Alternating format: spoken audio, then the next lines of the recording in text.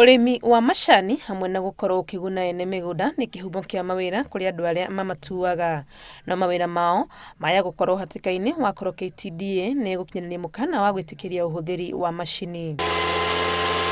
We are going to the machines. Even we as KTDA, we are already experimenting on shears. And I can assure you by 1st of July, some of the large farmers will be using shears.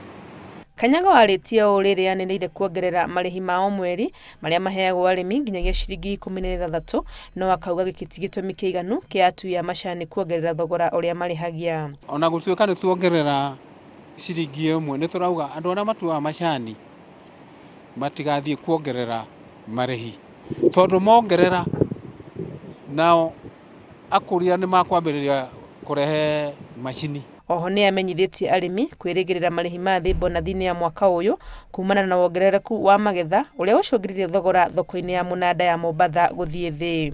Handu-ini ha Inooro TV, ritwa riakwa ni Wangui wa Mwangi.